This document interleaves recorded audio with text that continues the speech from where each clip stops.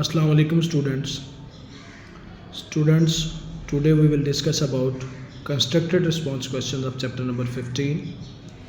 Our first question है, how would you identify the limiting reactant in a chemical reaction?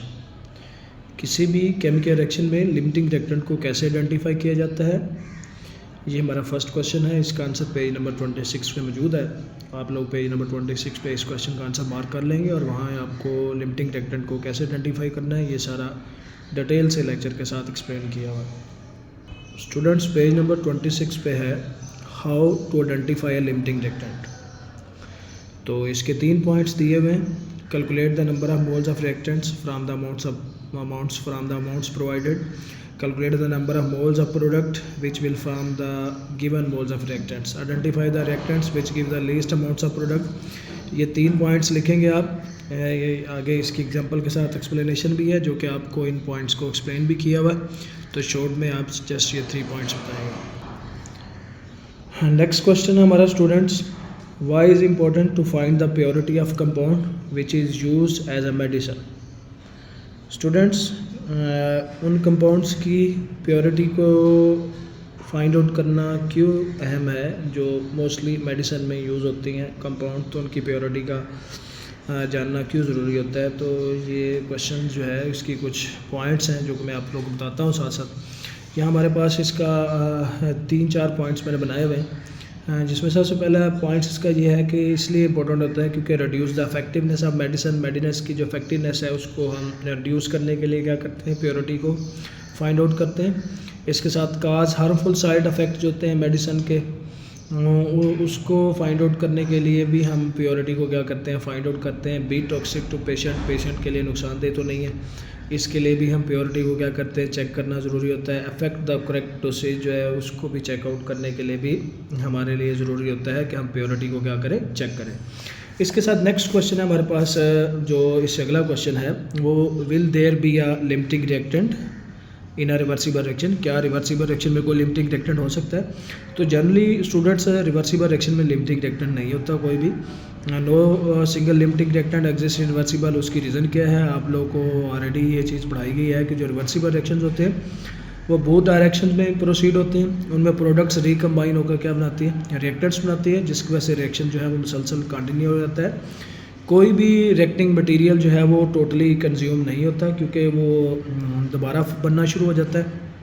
तो totally उसकी जो amounts होती है वो ख़त्म नहीं होती, रिएक्शन स्टॉप नहीं होता, रिएक्शन मुसलसल क्या रहता है, कंटिन्यू रहता है, जिसकी वजह से जो रिवर्सिबल रिएक्शंस होते हैं उनमें लिमिटिंग रिएक्टेंट नहीं होता।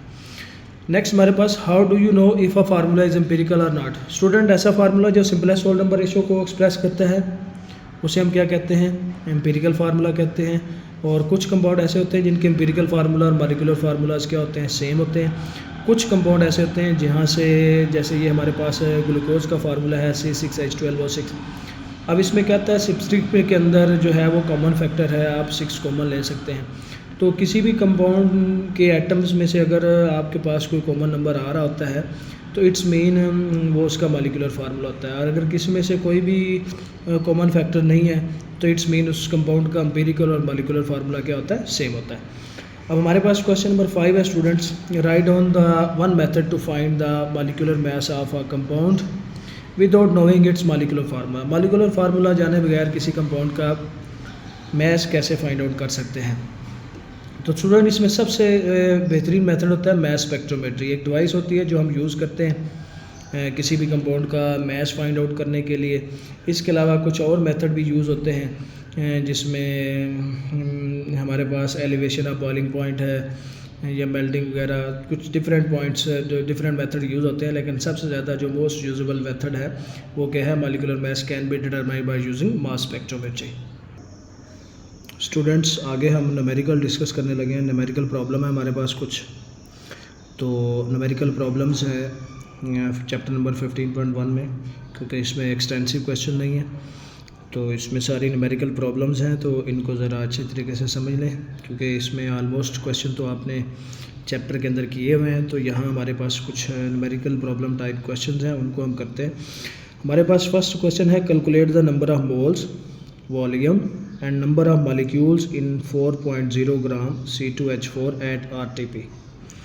स्टूडेंट हमारे पास इथीन गैस है। इस इथीन गैस की जगह पे कोई भी आपको कंपाउंड दिया जा सकता है, CH4 दिया जा सकता है। अगर CH4 होगा तो मीथेन का आप फाइंड कर लेंगे। तरीकाकार सेम है। इस मेथड से आप किसी भी कंपाउंड का क्या कर सकते हैं, मोल्स फाइंड कर सकते हैं, वॉल्यूम फाइंड कर सकते हैं और नंबर ऑफ मॉलिक्यूल्स फाइंड कर सकते हैं, इवन के एटम्स फाइंड किए जा सकते हैं। तो सबसे पहले गिवन डेटा लिखते हैं। हमारे पास मैस ऑफ C2H4 है। C2H4 का मैस हमारे पास 4.0 ग्राम है। मोलर मैस ऑफ C2H4 जो है, मोलर मैस कहते हैं फार्मूला मैस को, मॉलिक्यूलर मैस को। जो फार्मूला मैस होता है मॉलिक्यूलर मैस होता है। तो C2H4 में 2 कार्बन के एटम्स हैं, तो 2 कार्बन एटम का मैस 24 हो जाएगा। 4 हाइड्रोजन है, 4 हाइड्रोजन का मैस क्या हो जाएगा 4। तो 2 4 12 हमारे पास 24 हो जाएगा और प्लस 4 करेंगे तो 28 ग्राम पर मोल हो जाएगा। ये हमारे पास जो मोलर वॉल्यूम होता है वो हमारे पास होता है 24 डेसीमीटर क्यूब पर मोल, यानी कि किसी भी गैस के 1 मोल का जो वॉल्यूम होता है वो 24 डेसीमीटर क्यूब होता है। स्टूडेंट यहाँ अगर मीथेन होती तो उसका मोलर मैस 16 ग्राम पर मोल बनता। इथीन का जो है हमारे पास 28 ग्राम पर मोल बन रहा है। तो इसी तरह एवोगैड्रोस नंबर आप सब स्टूडेंट जानते हैं, 9th क्लास में भी आप लोग पढ़ चुके हैं कि एवोगैड्रोस नंबर क्या होता है, 6.02 मल्टीप्लाई बाई 10⁻23 मॉलिक्यूल्स जो है वो पर मोल। ये हमारे पास एवोगैड्रोस नंबर है। अब इसको आपने हल कैसे करना है, इसका सोल्यूशन क्या होगा। तो फर्स्ट ऑफ ऑल आपने जो फर्स्ट काम है सबसे पहले वो नंबर ऑफ़ मोल्स कैलकुलेट करने होते हैं। नंबर ऑफ़ मोल्स को कैलकुलेट करने के लिए मैस को आप मोलर मैस पे डिवाइड करते हैं। मैस आपको गिवन है 4.0 है, इसको मोलर मैस पे डिवाइड करेंगे, 28 मोलर मैस है। अगर मीथेन होता तो फिर आप लोग 16 पे डिवाइड करते। 4 को 28 पे डिवाइड करोगे तो आपके पास 0.143 आंसर आ जाता है, 0.143। और अगर आप इसको 16 पे डिवाइड करते हैं तो फिर आपके पास 0.25 आ जाएगा। ये आपके पास मोल्स आ गए। जब मोल्स आ जाते हैं तो फिर वॉल्यूम फाइंड करना बहुत इजी होता है। ये आपके पास इथीन गैस के जो मोल्स हैं वो 0.143 बन रहे हैं। तो इसका वॉल्यूम निकालने के लिए नंबर ऑफ़ मोल्स को 24 से मल्टीप्लाई कर देते हैं। 24 से इसलिए मल्टीप्लाई करते हैं क्योंकि 1 मोल में जो 1 मोल गैस का वॉल्यूम होता है वो 24 डेसीमीटर क्यूब होता है। तो ये हमारे पास मोल्स हैं 0.143 मोल्स हैं, इसको हम क्या करते हैं 24 से मल्टीप्लाई करते हैं तो ये हमारे पास बन जाता है 3.43 डेसीमीटर क्यूब। तो जो वॉल्यूम हमारे पास आता है वो 3.43 डेसीमीटर क्यूब है। इसी तरह स्टूडेंट्स नंबर ऑफ़ मॉलिक्यूल्स निकालने के लिए जो आपके पास मोल्स होते हैं उनको हमेशा हम किससे मल्टीप्लाई करते हैं, एवोगैड्रो नंबर से मल्टीप्लाई करते हैं। तो एवोगैड्रो नंबर से मल्टीप्लाई करेंगे तो आपके पास क्या आ जाएंगे, मॉलिक्यूल्स आ जाएंगे। किसी भी कंपाउंड के अगर आपने मॉलिक्यूल्स फाइंड करने हैं तो सिंपल आप उसके मोल्स को एवोगैड्रो नंबर से क्या कर देंगे, मल्टीप्लाई कर देंगे। स्टूडेंट्स सेकंड न्यूमेरिकल प्रॉब्लम है हमारे पास, what mass of NaCl needed to dissolve in 150 centimeter cube of solution if the concentration of solution is 0.4 mole per decimeter cube। Student इस न्यूमेरिकल के अंदर हमें कंसनट्रेशन गिवन है 0.4 मोल पर डेसीमीटर क्यूब। कंसनट्रेशन कहते हैं मोलैरिटी को। इसके साथ वॉल्यूम हमारे पास गिवन है 150 सेंटीमीटर क्यूब। अगर आप इसको डेसीमीटर क्यूब में कन्वर्ट करेंगे तो 1000 पे डिवाइड कर देंगे तो ये डेसीमीटर में हमारे पास 0.150 डेसीमीटर क्यूब बन जाएगा। इसके साथ हमारे पास कंपाउंड है NaCl। NaCl का मोलर मैस निकालेंगे तो सोडियम का मैस 23 होता है, क्लोरीन का मैस होता है 35.5। तो NaCl का मोलर मैस आता है हमारे पास 58.5 ग्राम पर मोल। अब हम इसके सोल्यूशन की तरफ चलते हैं। तो इसमें हमने कैलकुलेट करना है स्टूडेंट, सबसे पहले मोल्स कैलकुलेट करेंगे। मोल्स जो है वो कैलकुलेट करने के लिए सबसे पहले आपने कंसनट्रेशन को वॉल्यूम से मल्टीप्लाई करना होता है। आपके पास जो कंसनट्रेशन है 0.4 मोल गिवन है, उसको वॉल्यूम से मल्टीप्लाई कर देंगे तो ये 0.06 मोल बन जाएंगे। इसके बाद मैस निकालने के लिए हमेशा याद रखिएगा, जब आपके पास मोल्स आ जाते हैं तो मोल्स को मोलर मैस से मल्टीप्लाई करते हैं तो आपके पास क्या आ जाता है, मैस आ जाता है। ये एक सिंपल तरीकाकार है जिससे आप किसी भी कंपाउंड का जो मैस होता है, किसी भी सॉल्यूशन के अंदर किसी भी कंपाउंड का जो मैस होता है, रिक्वायर्ड मैस है, उसको कैलकुलेट करना है तो आप इस तरीके से क्या कर सकते हैं, कैलकुलेट कर सकते हैं। अगर आप इस तरीके से नहीं करना चाहते तो आपके पास एक और मेथड होता है, आप एक सिंपल फार्मूला ही यूज़ करके डायरेक्ट आप इसको हल कर सकते हैं। और डायरेक्ट फार्मूला कौन सा है, इस न्यूमेरिकल के लिए स्टूडेंट्स आप लोग ये फार्मूला भी यूज़ कर सकते हैं, required mass is equal to molar mass multiplied by volume. Multiplied by molarity divided by 1000। Molar mass आप लोग खुद कैलकुलेट करके निकालते हैं, ये फार्मूला मैस होता है 58.5 ग्राम पर मोल। और वॉल्यूम आपको गिवन है 150 सेंटीमीटर क्यूब, मोलैरिटी कंसनट्रेशन भी गिवन है आपको 0.4 मोल पर डेसीमीटर क्यूब। तो स्टूडेंट आप इसको 1000 पे डिवाइड करेंगे तो आपके पास आंसर आ जाता है। तो आप इसको इस फार्मूले से भी करना चाहे कर सकते हैं, या जैसे मैंने पहले बताया आप उस तरह से भी कर सकते हैं, तो दोनों तरह से ये ठीक होता है। स्टूडेंट्स अब हमारे पास थर्ड न्यूमेरिकल प्रॉब्लम है, find out the percentage of sodium in NaHCO3। NaHCO3 कहते हैं सोडियम बाइकार्बोनेट। सोडियम बाइकार्बोनेट में सोडियम की परसेंटेज फाइंड करनी है। फर्स्ट ऑफ ऑल यहाँ जितने भी एलिमेंट के उनके एटॉमिक मास लिख लेते हैं। हमारे पास एटॉमिक मास सोडियम का 23 होता है, हाइड्रोजन का 1 होता है, कार्बन का 12 होता है और ऑक्सीजन का क्या होता है 16 होता है। फार्मूला जो हमारे पास कंपाउंड है सोडियम कार्बोनेट, उसका फार्मूला ये है। सबसे पहले इसका मोलर मास निकालते हैं। मोलर मास कहते हैं फार्मूला मास को। तो फार्मूला मास निकालने के लिए इसमें पहला एलिमेंट कौन सा है, सोडियम। सोडियम का मास कितना होगा 23। उसके बाद हाइड्रोजन है, हाइड्रोजन का मास कितना होगा 1। उसके बाद कार्बन है, कार्बन का मास कितना हो गया 12। उसके बाद ऑक्सीजन के 3 एटम हैं, 3 एटम का मास क्या हो जाएगा 16 को 3 से मल्टीप्लाई करेंगे तो 48 हो जाएगा। यूँ आपके पास 84 ग्राम पर डेसीमीटर क्यूब क्या हो जाएगा, फार्मूला मास बन जाएगा, जिसे मोलर मास कहते हैं इसका।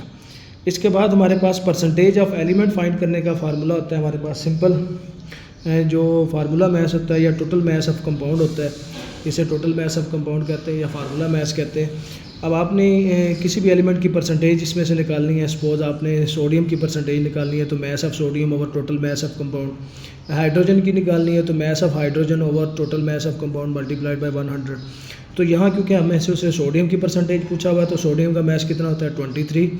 इसको 84 पे डिवाइड कर देंगे। 84 क्या है टोटल मास ऑफ कंपाउंड है और उसको 100 से मल्टीप्लाई करेंगे तो हमारे पास सोडियम की परसेंटेज क्या आ जाती है 27.38% आ जाता है।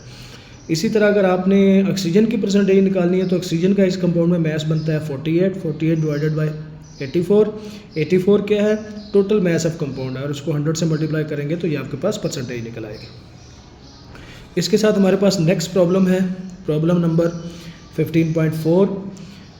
इसमें कहता है a sulphide of iron contain 1.926 gram of sulphur and 2.33 gram of iron, find out the empirical formula. अब आपको एक सल्फाइड दिया गया है, उसमें सल्फ़र और आयरन के मैसेज गिवन है। मास ऑफ सल्फ़र दिया हुआ है, मास ऑफ आयरन दिया हुआ है। तो सल्फ़र का एटॉमिक मास 32 होता है, आयरन का मास 56 होता है। तो स्टूडेंट सबसे पहले तो आपके पास जो एलिमेंट्स गिवन होते हैं ना, ये एम्पिरिकल फार्मूला जो होता है इसको फाइंड आउट करने के मैंने स्टेप्स पीछे बताए हुए हैं, तो इधर भी मैंने एक बार दोबारा रिवाइज़ करवा दी है। सबसे पहले calculate the mole of each element, फिर divide by the smallest number यानी कि लीस्ट 1 पे डिवाइड करना होता है। फाइंड द होल नंबर, अगर फ्रैक्शन में है तो उसको होल नंबर में कन्वर्ट करना है। तो ये पॉइंट यहाँ भी आपको एक बार रिमाइंड करवा दी हैं, ये पीछे चैप्टर के अंदर भी हमने डिस्कस किए हुए हैं। तो सबसे पहले हम मोल्स फाइंड करेंगे, सल्फ़र के मोल्स निकालेंगे, सल्फ़र के गिवन मास को उसके मोलर मास पे डिवाइड कर देंगे। गिवन मास हमारे पास है 1.926, इसको 32 पे डिवाइड कर देंगे, सल्फ़र के मोल्स आ जाएंगे। इसके बाद आयरन के मोल्स निकालेंगे। आयरन के मोल्स निकालने के लिए क्या करेंगे हम, मास ऑफ आयरन जो गिवन मास है और उसके मोलर मास पे डिवाइड कर देंगे, दोनों के मोल्स आ जाएंगे। अब हमारे पास मोल्स आ गए तो दोनों में से लीस्ट 1 देखें कौन से हैं। आपके पास 0.06 है और 0.04 है। तो लीस्ट 1 आपके पास 0.04 है, तो आप इन दोनों को 0.0417 पर डिवाइड कर दें। डिवाइड करेंगे तो सल्फ़र के आपके पास मोल रेशियो आएगी 1.44, आयरन की आएगी 1.00। अब आपके पास स्टूडेंट्स ये फ्रैक्शन में आ गई है, तो जब फ्रैक्शन में आ जाती है मोल रेशियो तो फिर उसको होल नंबर में कन्वर्ट करते हैं। होल नंबर में कन्वर्ट करने के लिए हम क्या करते हैं, इनको 2 से मल्टीप्लाई कर देते हैं। 2 से मल्टीप्लाई करेंगे तो सल्फ़र के आपके पास 3 आ जाएगी और आयरन की क्या आ जाएगी 2। सो आपके पास एम्पिरिकल फार्मूला क्या बनेगा Fe2S3। आयरन सल्फाइड का एम्पिरिकल फार्मूला क्या होता है Fe2S3। तो ये 4 न्यूमेरिकल्स हैं जो कि आपने अपनी न्यूमेरिकल कॉपीज़ पे नोट भी करने हैं, इनको हल करके प्रैक्टिस भी करनी है।